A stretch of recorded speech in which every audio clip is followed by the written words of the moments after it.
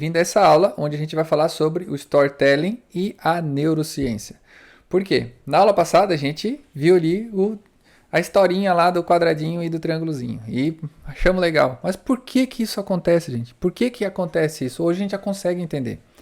Porque nós mapearam, né, parte do nosso cérebro e ali viram que no córtex pré-frontal existe um neurônio chamado neurônio espelho. E olha que coisa fantástica que são os neurônios espelhos. Eles são responsáveis pela nossa linguagem, por imitar algumas coisas semelhantes que acontecem na nossa vida. E olha que coisa fantástica. Eles fazem nós sentirmos coisas que nós não estamos vivenciando naquele momento. E aí, os neurônios espelhos, eles estão muito relacionados à questão da empatia. Que é quando eu vejo alguém sofrendo, eu sofro também. Quando eu vejo alguém chorando, dá vontade de chorar. Ou quando eu vejo alguém bocejando, dá vontade de bocejar. Essa questão de imitação do comportamento do outro ser humano, ele é acionado através dos neurônios espelhos. E isso se deve a essa natureza do nosso cérebro que faz nós imitarmos, mas muito mais do que isso. Sentir verdadeiramente o que as pessoas estão sentindo.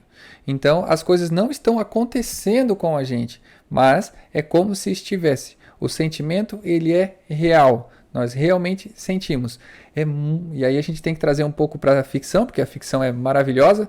Tu tem lá o filme do Matrix, onde existem as pessoas que estão dentro de um universo totalmente fora de uma realidade, e aí quando eles entram na mente, elas entram na Matrix, que é o mundo onde nós estamos vivendo agora. E é mais ou menos isso, você consegue se transportar para outro lugar, vivendo o que você não está vivendo naquele momento, mas a tua imaginação ela é tão forte que você consegue, através dos neurônios espelhos, ter esse sentimento real. E agora a gente traz para um momento muito importante do nosso curso, que é, se eu entendo que é assim que funciona, aí eu começo a perceber, por exemplo, a indústria cinematográfica. Você tem lá diversas narrativas. Tem pessoas que vai assistir um filme de terror, ela vai sentir medo. Então, outras pessoas de um filme de comédia vai ficar feliz. No filme de ação, ela vai se sentir empolgada. Mas por quê? Porque o nosso cérebro, ele vivencia aquela história, ele entra dentro daquela história e aquilo começa a gerar diversas sensações e emoções como se a gente realmente estivesse naquela história. E olha que poderoso entender isso dessa maneira.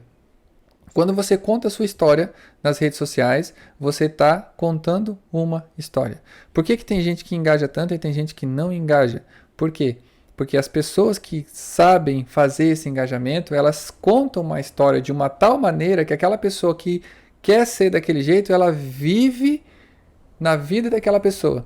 Por isso que os reality show, eles fazem tanto sentido, porque as pessoas elas querem viver a vida da outra pessoa. A grande maioria das pessoas, principalmente aquelas que estão fora da sua jornada, onde a gente vai entender também quando a gente estiver falando sobre o monomito. E aí quando a gente fala de toda essa indústria midiática, o que que eles fazem? Eles mexem demais com as emoções das pessoas através dos neurônios espelhos.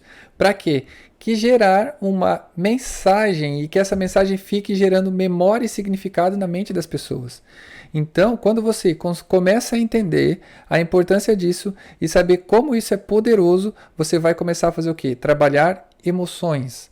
Você vai trabalhar as emoções que vão comunicar a sua marca. Então, ao invés de você vender o seu produto diretamente, você vai vender ele de maneira indiretamente, contando uma história. E essa história ela vai trazer algumas séries de emoções. E aí as emoções que tu vai trazer dessa pessoa é aquela emoção, é a emoção que faz sentido para a marca. Não, quando eu falo em emoção, não estou falando tristeza o tempo inteiro, choradeira o tempo inteiro. Não, às vezes a sua marca ela fala de outra coisa. Por exemplo, a Nike. A Nike ela não traz essas emoções, ela traz emoção de aventura, ela traz emoção de fazer, de estar fazendo, né? Esse é o slogan apenas faça, esse é o slogan da Nike. Então você vai ter aquele arquétipo do herói sempre trabalhando. Então é uma emoção ativa, é uma emoção e através de toda uma comunicação de emoção eles vão vender o produto deles. Diferente de uma outra linguagem, vamos dizer que você trabalha com medicina ou que você vai cuidar das pessoas, às vezes não faz sentido você ter uma comunicação com tanta energia, faz sentido você ter uma comunicação um pouco mais sentimental, né? Vamos dizer que você trabalha com idosos, com lar de idosos, então fica aquela comunicação um pouco mais calma, onde a gente tem que trazer. E tudo isso vai ser contado como? Através de histórias. E as histórias elas vão ter que fazer com que esses neurônios espelhos sejam acionados para que você consiga organizar a sua marca. E aqui vai uma sacada muito, muito importante.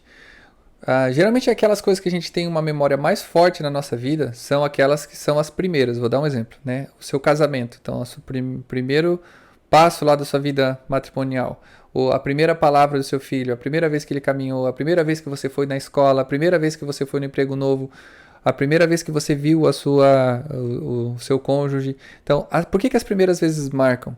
Porque existe um clímax. Então você tem ali, a gente vai aprender isso na jornada do herói, mas existe todo um caminho que vai fazer a gente chegar até nesse momento que é a primeira. Vamos pensar que você é uma criança agora e você vai para a escola.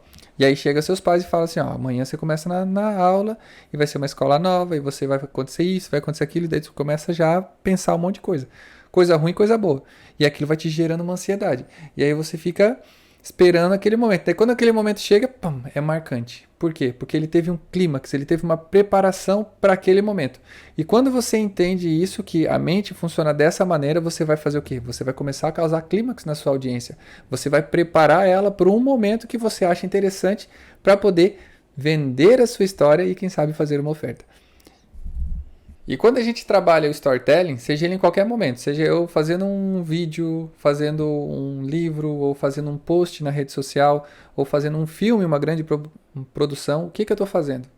Eu estou fazendo com que aquela pessoa que está assistindo, que está lendo, que está vendo, que está tendo aquela experiência, ela tenha emoções que naquele momento ela não teria. Ou às vezes o dia dela tá tão monótono, tá tão chato, tá tão a mesma coisa o tempo inteiro, que quando ela entra em contato com uma mídia que você produziu, que vai gerar uma emoção nova para ela, aquilo impacta de uma tal maneira que ela não consegue esquecer. E aí, por isso que o storytelling ele é muito importante, porque quando eu começar a falar sobre a jornada do herói e o arco do herói, a gente vai ver que a maioria das pessoas cai nessa vala de o homem comum.